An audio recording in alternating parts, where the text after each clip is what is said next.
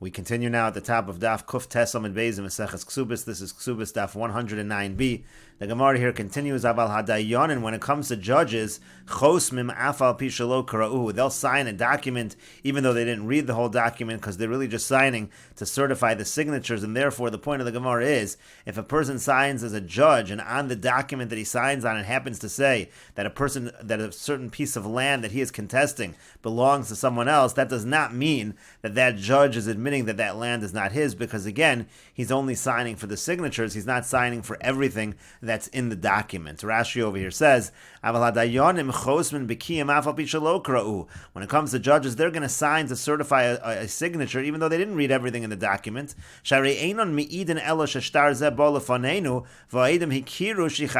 because all they're testifying is that this shtar came in front of us and that the Eidim have attested that this is in fact their signature. Their signature doesn't signify anything else pertaining to the document, so it would not be relevant again if it states that this particular piece of land, which the judge now says is his, belongs to somebody else. The fact that the judge signed it would not mean anything. And the Gemara continues at the two dots. The Mishnah said, Asa simin la'acher, if he makes this field that he is claiming, he makes it like a boundary line, like a marker for another field that's relevant to a different person, so then he no longer has a claim to that field. In other words, let's say Ruvain signs a document that says a particular field really belongs to Shimon, but then it also says in that document, it says that the adjacent field, in order to describe the borders of that field that belongs to Shimon, it talks about this adjacent field belonging to someone else, and now Ruvain signed that document, but now he's claiming that that adjacent field is really his. He cannot claim that adjacent field is his because he already signed a document in which that document described that adjacent field belonging to someone else. And the Gemara says, Amar Abaya says, Lo shanu ela la'acher. That's only true if it was relevant to somebody else. Avoliatzma, but let's say it was relevant to himself, meaning he was purchasing a field, and he wrote into the document something about the adjacent field. So then, Lo ibid esechusa. So then he hasn't lost his rights to the adjacent field. Diamar, because what he was saying was, Idelo avdi lehachi. If I didn't sign this, Lo havim ezavin lo nehili, he wouldn't have sold that other field to me. The only way for me to get the field was to sign something relevant to the adjacent field. I was not really admitting that the adjacent field does not belong to me. And Rashi over here explains, Lo shanu ela la'acher, it's only true when it's relevant to someone else. Dav konakat masnisin simin la'acher. The Mishnah is specific in saying it's a simin for somebody else. Aval asah hamuchzik ba simin le'atzmo shel Ruvain zeh ha'orah aleh. But let's say the person who's sitting in the field, he makes it a simin for this very person, Ruvain, who's protesting on this field. Meaning, as Rashi explains, Shaya Shimon mocher sadeh shebetzida leRuvain. Meaning, Shimon is in the process of selling the field next to the field that is contested. He's selling that field to Ruvain. Zeha or Alav, the very same Ruvain who's protesting about the other field. When they write up the boundaries of this particular field that Shimon is now selling Ruvain, Kasav al Sadazu Meitzar Ploni Shali v'lo Micha Ruvain. So in that very document he says, you're buying this field, and the border of that field is this other field that belongs to me. Now really Ruvain thinks the other field also belongs to him. He wants to have both fields. He wants to buy the first field, and he wants to contest and say that the other field belongs to him. But Ruvain understands that if he doesn't sign this document, he'll never be able to buy the field. So it's no proof. Just because he signed this document that he does not own the adjacent field, in such a situation, he may very well have a claim to the adjacent field. And the Gemara says, so what only claim can you have now and say that Ruvain should have done differently? Because you could say he should have written a modah, meaning to say, not necessarily written, but he should have let Eidim know what he was doing. As Rashi over here says, lemimsar modah, lomar le'edim b'seiser, he should have told Eidim secretly, you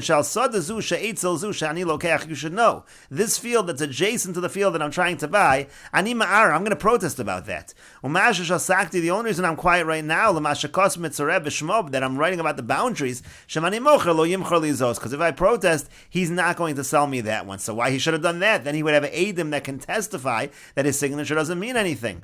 But to that, chavra islay v'chavra de chavra islay. Your friend has a friend, and the friend of your friend has a friend, meaning it wouldn't work out. Even if I would tell Eidim, those Eidim would tell others, the word would get back to the seller, and I was afraid I wouldn't be able to purchase the field, so better not to tell anyone and just go through the purchase.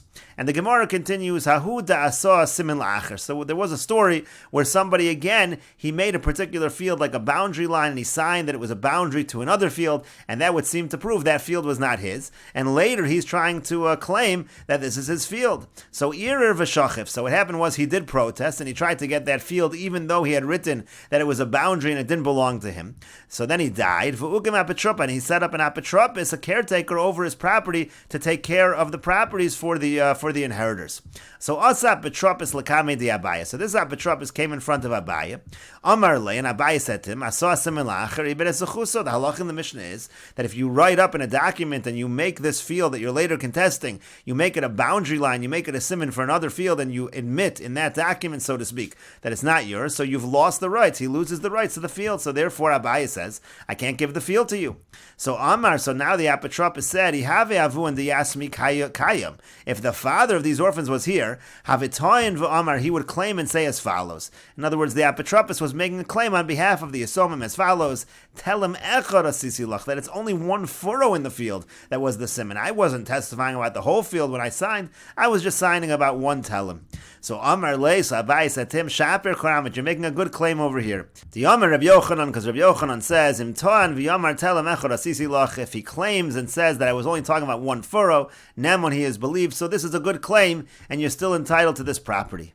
But the Gemara continues, Zil havle mios telem echad. So he said, but at least you should give this other person, give him that one furrow. You're admitting that the one furrow belongs to that person. Rashi says, havle mios telem echad, la'achar shehevi apotropis shel yisomim raya, shehoisa shel aviyim v'gozla himenu. After the apotropis brought the proof, and he proved that it really belonged to their father, and therefore v'lohaya l'machzik is a chusba, and the person who's on the field doesn't have any rights.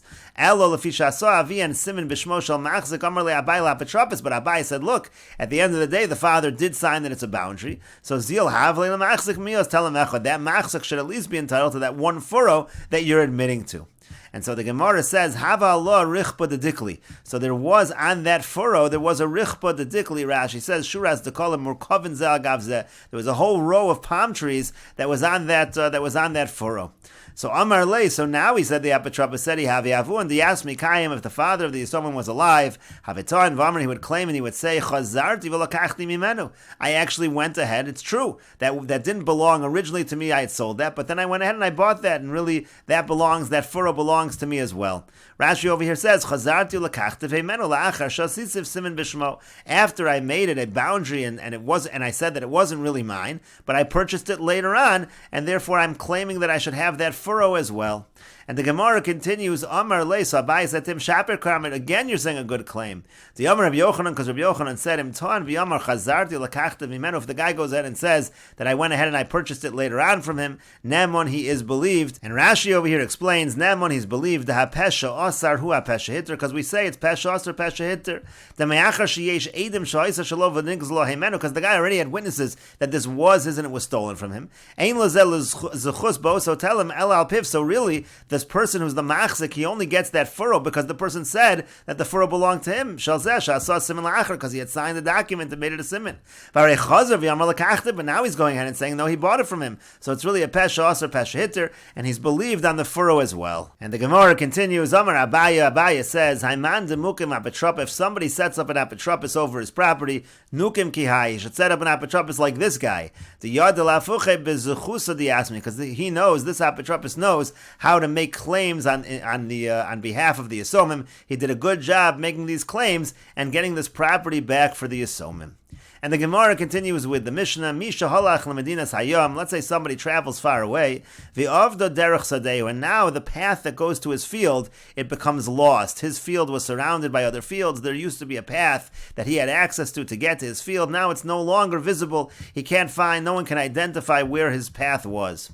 So Admon Omer Yelech Lo B'Ktsara. So Admon says he could take the shortest path to the field, and we know that he'll have rights at least that much.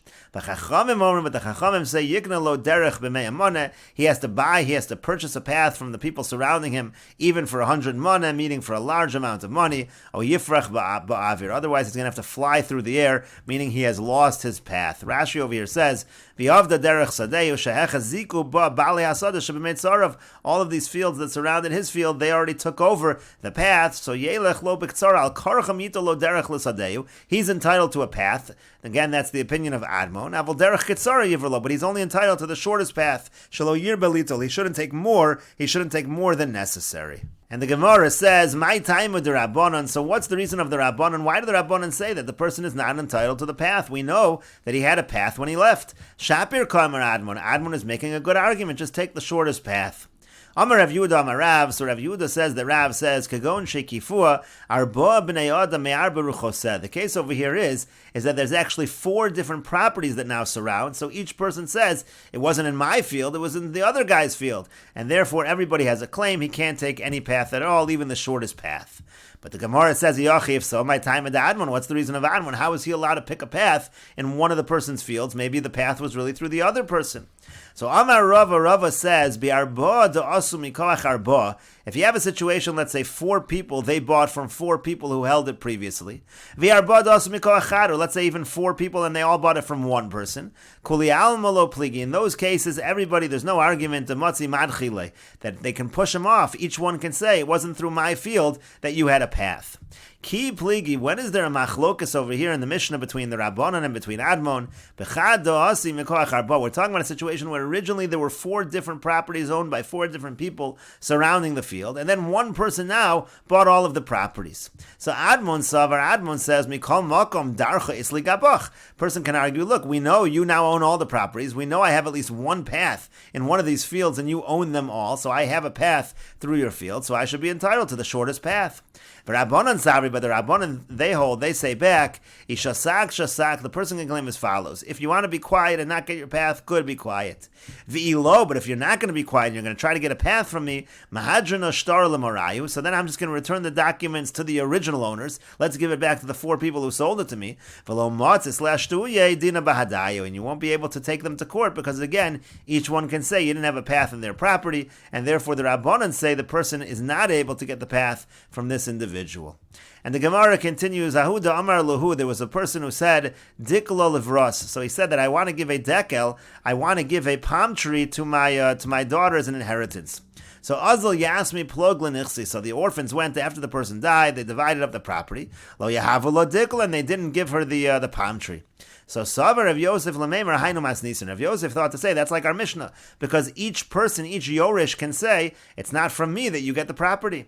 But Amar Le Abaya said back to him, to Rav Yosef, Mi Dami, can you compare this case to our Mishnah? Hazim over there, Kol Chad V'chan Matzi Madchile. There, really, it's true. Every single person can push him off and say, you did not have a path in my property. But Hacha Dikla Gabayahu. But here we know for certain that there's a dekel, there's a palm tree that's by them that she really should own.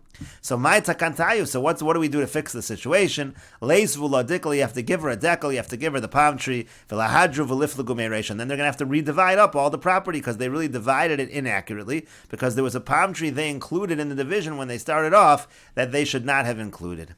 And the Gemara continues, Hahu damar lahu dikla livras. Another situation, a person said to them, I want to give a dekel, a palm tree to my daughter. Shochev, he died. V'shavik trei palgi de dikla. And he left over 2 dekels, but they reach a half. 2 half dekels instead of 1 full dekel. Yosef Ravashi v'kakashale. So Ravashi was sitting and he was bothered by this. Mikaru inshi l'trei palgi dikli. Dikla, do people call 2 half dekels a dekel? Or low or not, maybe 2 halves is not the same as 1 whole.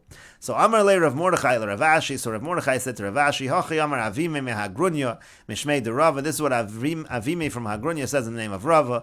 Karu inshi l'trei palgi dikli dikli. Indeed, people do call 2 half dekels a dekel, and we'll continue with this discussion in the next video on Daf Kuf Yud Amud Aleph.